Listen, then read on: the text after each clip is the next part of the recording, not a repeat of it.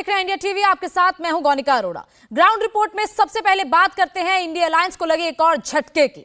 India alliance को लगातार झटके पर झटका लग रहा है। पश्चिम बंगाल में ममता बनर्जी की पार्टी ने सभी 42 लोकसभा सीटों पर उम्मीदवारों का ऐलान कर दिया है। बंगाल के मैदान में ममता बनर्जी अकेले चुनाव लड़ेंगी। ममता बनर्जी के भतीजे अभिषेक बनर्जी ने उम्मीदवारों के नाम का ऐलान किया है। आसनसोल से शत्रुघ्न सिन्हा को उम्मीदवार बनाया गया है। बहरामपुर से क्रिकेटर यूसुफ पठान टीएमसी से चुनाव लड़ेंगे। सबकी नजरें बशीरहाट लोकसभा सीट पर टिकी थी, क्योंकि जिस संदेश खाली की देश भर में चर्चा है वो इसी लोकसभा क्षेत्र में आता है। ममता बनर्जी ने बशीरहाट से नुसरत जहां का टिकट काटकर हाजी नुरुल इस्लाम को उम्मीदवार बनाया है। हुगली से रचना बनर्जी टीएमसी की उम्मीदवार होंगी। वहीं कीर्ति झा आजाद को वर्धमान सीट से मैदान में उतारा गया है। वहीं कृष्णानगर से महुआ मोइत्रा को टिकट मिला है। 42 उम्मीदवारों की घोषणा के साथ ही ममता बनर्जी ने गठबंधन की गुंजाइश को भी अब खत्म कर दिया है।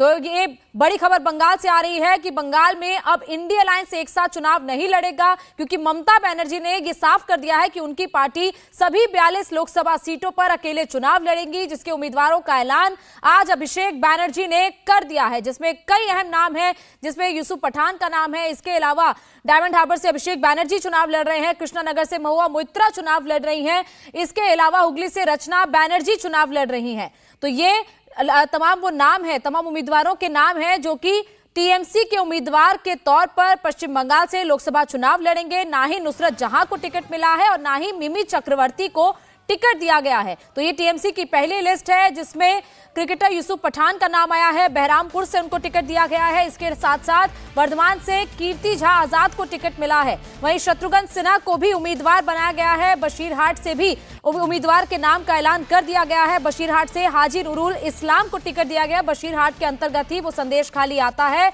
जहां पर जो इस वक्त चर्चा में लगातार है, जहां पर महिलाओं से यौन शोषण की लगातार घटनाएं बीते दिनों सामने आती जा रही हैं। दमदम से सौगत राय वो चुनाव लड़ेंगे। मनीष भट्टाचार्य इस वक्त हमारे साथ सीधे बंगाल से लाइव जुड़ चुके हैं। मनीष, ये लिस्ट आपको क्या सरप्राइजिंग भी लग रही है? लेकिन उससे सरप्राइज ये है कि इंडिया अलायंस अब चुनाव ही नहीं लड़ेगा एक साथ, सीधे सीधे ममता बनर्जी ने तो उम्मीदवारों का ऐलान कर दिया। जी हाँ, बिल्कुल। देखिए, इंडिया अलायंस को एक बहुत बड़ा झटका है और बड़ी बात यह है कि ममता बनर्जी ने रैंप वॉक करते हुए अपने 42 उम्मीदवारों के चेहरे भी दिखा दिए हैं और 23 से 24 ऐसे नाम हैं जो नए हैं, यानी 23 से 24 लोगों की जो नाम है वो काट दिए गए हैं इस बार। आप ये 4 नाम जो सबसे ज्यादा सुर्खियों में रहते थे वो तो है ही नहीं। देखिए आप, नुसरत जहां, मिमी चक्रवर्ती, अर्जुन सिंह जो कि बैरकपुर से सांसद थे, और उसके अलावा अपूर्वा पोद्दार जो कि लगातार आरामबाग से सांसद हो रही थी। ये 4 नाम काट दिए गए। और बड़ी बात यह कि इस 23 से 24 नाम के अलावा एक वर्तमान आईपीएस और एक जो टॉलीवुड एक्ट्रेस हैं उनको भी लिया गया है। कई एक नए चेहरे भी यहां पर लाए गए हैं। पूरी कोशिश की गई है कि हर एक वर्ग को साधने की कोशिश की है, लेकिन जो 2-3 ऐसे नाम हैं वो बहुत ज्यादा चौंकाने वाले हैं। और बशीरहाट से जो है नुसरत जहां का टिकट कटा है, तो वहां से हमीरुल रहमान का टिकट है। बहरामपुर वाला जो टिकट है वो बेहद चौंकाने वाला है, क्योंकि यूसुफ पठान, मुर्शिदाबाद अबू ताहिर खान, कृष्णानगर से महुआ मोइत्रा को एक बार फिर से टिकट मिला। आपने देखा होगा कृष्णानगर अभी कुछ दिन पहले प्रधानमंत्री नरेंद्र मोदी की वहां पर सभा भी हुई थी, और महुआ मोइत्रा का जिस तरीके से नाम सुर्खियों में रहा है वो देखने वाला था। रानाघाट से मुकुटमणि अधिकारी, जब ममता बनर्जी अभी पैदल मार्च कर रही थी कोलकाता में, उसी दिन बीजेपी से ये आके शामिल हुए थे। अभिषेक बनर्जी ने इनको बाकायदा दुपट्टा पहना के अपने पार्टी में लिया और आज इनके नाम की घोषणा भी हो गई है। बैरकपुर से पार्थ भौमिक, बैरकपुर की मैं बात बता रहा था, अर्जुन सिंह वहां से सांसद थे, बीजेपी में शामिल हो गए थे विधानसभा चुनाव में। उसके बाद एक बार फिर से देखिए टीएमसी में आए और ये उम्मीद कर रहे थे कि एक बार फिर से वो कहीं ना कहीं टीएमसी से टिकट पाएंगे, लेकिन उनका टिकट काट दिया गया। बंगा से विश्वजीत दास, दमदम से सौगत राय, दोबारा से एक बार फिर से सीनियर सांसद है टीएमसी से, लगातार उनको टिकट मिलता रहा है। बशीरहाट हाजी नसरुल इस्लाम, मथुरापुर से बापी हल्दर, डायमंड हार्बर जो कि अभिषेक बनर्जी जहां से चुनाव हमेशा लड़ते हैं, एक बार फिर से वो वहां से लड़ रहे हैं। जादवपुर से सयानी घोष, कोलकाता दक्षिण से माला राय, कोलकाता उत्तर से सुदीप बनर्जी, हावड़ा से प्रसून बनर्जी, उलूबेरिया से सजदा अहमद। उलूबेरिया वो सीट है जहां से राजीव बनर्जी जो बीजेपी में शामिल हुए थे, जो कैबिनेट मंत्री थे टीएमसी में, और एक बड़ा नाम था और माना जा रहा था कि उनको कहीं ना कहीं इस बार टिकट टीएमसी में दिया जाएगा, लेकिन टीएमसी में एक बार उनको टिकट नहीं मिला है। या इस तरीके का इंडिकेशन पार्टी ने मैसेज देने की कोशिश की कि जो नेता बीजेपी में चले गए थे विधानसभा चुनाव में, वो भले ही सांसद का टिकट पाने की इच्छा रख रहे हो, उनको टिकट नहीं दिया गया है। दूसरी बात, श्रीरामपुर कल्याण बनर्जी, हुगली रचना बनर्जी जो कि अभी पहली बार ये चुनाव लड़ रही हैं। इनका नाम फर्स्ट टाइम यहाँ पर दिया गया है। तमलुक से देवांशु भट्टाचार्य, ये बहुत इंटरेस्टिंग सीट होने वाली है क्योंकि अभी कुछ दिन पहले अभिजीत गांगुली जो कि रिजाइन दिया है, जिन्होंने जज पद से और बीजेपी में शामिल हुए, बताया जा रहा है कि उनको वहां से बीजेपी टिकट दे सकती। काथी उत्तम बारिक, काथी में शुभेंदु अधिकारी के जो भाई हैं देवेंदु अधिकारी, उनको टिकट दिया जाने वाला है, दे दिया गया, उनके नाम की घोषणा भी हो गई। वहां पर उत्तम बारिक है, टीएमसी से चुनाव लड़ेंगे। बिल्कुल मनीष, ये लिस्ट जाहिर तौर पर, ये साफ तौर पर दिख रहा है, लेकिन कीर्ति झा आजाद वो क्या बता रहे हैं, क्योंकि उनको भी टीएमसी ने अपने उम्मीदवार के तौर पर उतारा है। सुनिए वो क्या कह रहे हैं। माँ भगवती कृपा रहेगी, हम तो महामाया मेरी कुल देवी हैं और हमको पूरा विश्वास है कि उनका आशीर्वाद रहेगा। ममता बनर्जी जिंदाबाद, कीर्ति आजाद जिंदाबाद।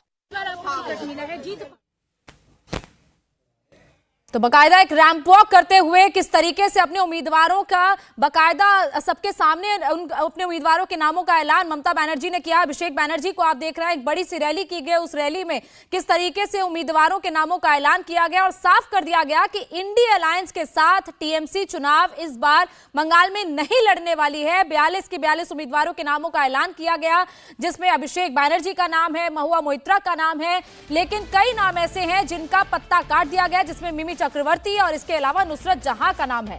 दरअसल ममता बनर्जी की पहली लिस्ट को लेकर जब कांग्रेस नेता जयराम रमेश से सवाल किए गए तो उन्होंने कहा कि वो बीजेपी में तो नहीं गई हैं, लेकिन पता नहीं उन पर कौन सा दबाव था। लेकिन हमने कभी दरवाजे बंद नहीं किए हैं, सीट शेयरिंग पर अभी भी बात हो सकती है।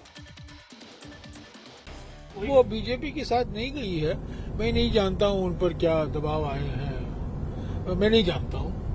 पर मैं ये बात कहूंगा कि हमारी कांग्रेस पार्टी ने हमेशा कहा है कि हम चाहते हैं कि टीएमसी के साथ सीट शेयरिंग हो, बातचीत हो, सम्मानजनक फॉर्मूला ढूंढा जाए, बीच का रास्ता ढूंढा जाए, एक तरफा कोई घोषणा नहीं होना चाहिए। ये बात सही है कि हमारे ओर से भी कुछ बयान आए हैं जो कुछ हमको परेशानी हुई है उन बयानों से, पर खुले मन से, बड़े दिल से इन बातचीत हमें करनी चाहिए। तो हमारे दरवाजा हमेशा खुला है। हम कहते हैं कि अगर आ रहे हैं कि इंडिया जनबंधन को मजबूत करना हमारा कर्तव्य है, हमारा फर्ज है, हमारी प्राथमिकता है। और वो भी ममता बनर्जी कह रही थी, ममता जी भी ने यही कहा है, और वो उन्होंने कहा है कि वो बीजेपी को मैं हराना चाहती हूँ। पर मैं समझता हूँ अगर हम एक साथ लड़ते तो अच्छा होता। एक साथ अभी भी सीट शेयरिंग फॉर्मूला संभव है, क्योंकि लास्ट डेट तो नहीं हो पाया। हमारे दरवाजे खुले हैं, हमने कभी नहीं बंद किया, ये दरवाजा हमने बंद नहीं किया, ये साफ होना चाहिए। हमने कभी ये नहीं कहा है कि हम सीट शेयरिंग फॉर्मूला के लिए बातचीत नहीं करेंगे, अभी कम भी नहीं कहा। तो जयराम रमेश को आपने सुना, वो तो कह रहे हैं कि दरवाजे खुले हैं, लेकिन उनके ही नेता अधीर रंजन चौधरी लगातार टीएमसी के खिलाफ, ममता बनर्जी के खिलाफ बयान देते आए हैं। सुनिए अधीर रंजन चौधरी टीएमसी की इस लिस्ट के बाद क्या कह रहे हैं। करना ही मुनासिब होगी। ममता बनर्जी की डर है कि इंडिया गठबंधन में अगर शामिल होंगे तो मोदी जी से चुनौती लड़ना पड़ेगी, इसलिए कि ईडी सीबीआई को मोदी जी द्वार द्वार भेज देंगे। ईडी सीबीआई मोदी जी की आदेश पे टीएमसी के द्वार द्वार अगर जाने लगे तो टीएमसी पार्टी की खतरा बढ़ सकते हैं। इसलिए मोदी जी गुस्सा पे ना आए, इसलिए बेहतर रास्ता ये होगी कि गठबंधन से अपने को अलग कर लो। मनीष हमारे साथ लगातार बने हुए हैं। मनीष, आपने दोनों के बयान सुने। जयराम रमेश कह रहे हैं कि टीएमसी के लिए दरवाजे हमेशा से खुले हुए थे, शायद कोई बयान ऐसे थे जो उनकी तरफ से भी आए, इनकी तरफ से भी आए। बयान हम लगातार अधीर रंजन चौधरी के भी सुनते आए हैं। तो क्या अधीर रंजन चौधरी वो रास्ते का कांटा बन गए कि वो इंडिया अलायंस में ममता बनर्जी नहीं जा पाई, एक साथ चुनाव नहीं लड़ रहे हैं? क्या वजह अब तक ऐसी लगी है आपको? वहां से क्या रिपोर्ट्स हैं? देखिए, अधीर रंजन चौधरी जब कभी भी पश्चिम बंगाल आते हैं, मुर्शिदाबाद से वो चुनाव हमेशा लड़ते हैं और आप देखिए वो खुल के ममता बनर्जी के खिलाफ हमेशा बोले हैं। इससे पहले जब आपने देखा हो कि जब यहाँ पर लोकल चुनाव हुए तो जबरदस्त बमबाजी, हिंसा हो रही थी, तब अधीर रंजन चौधरी मुर्शिदाबाद में घूम रहे थे, घूम घूम के जहां भी वो बाइट दे रहे थे ममता बनर्जी के खिलाफ बोल रहे थे। इसकी एक मीटिंग जब दिल्ली में हुई थी तो ममता बनर्जी ने बाकायदा ये खुल के कहा भी था कि इंडिया अलायंस कर तो रहे हो, लेकिन कांग्रेस के जो लीडर हैं, स्पेशली अधीर रंजन चौधरी चौधरी की तरफ इंगित करते हुए बात कही गई थी कि ये मुखरता इनकी बहुत ज्यादा रहती है। और अभी फिलहाल जिस तरीके से टिकट की घोषणा करी, आपने देखा होगा कि जैसी ममता बनर्जी जब मंच पर पहुंची तो उन्होंने एक नारा दिया कि जनता की गर्जना और बीजेपी का विसर्जन, इस तरीके का नारा उन्होंने लगाया। पूरा रैंप वॉक करते हुए उन्होंने साफ कर दिया कि ये जो 42 जो उम्मीदवार हैं वो जनता से लेके आम लोगों के दिलों तक के राज करेंगे, ये उन्होंने एक बंगाली में वर्ड बोला था।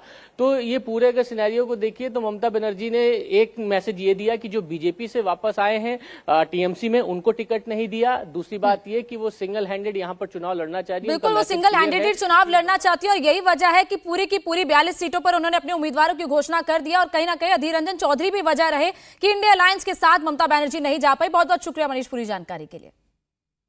बंगाल के अलावा महाराष्ट्र में भी इंडिया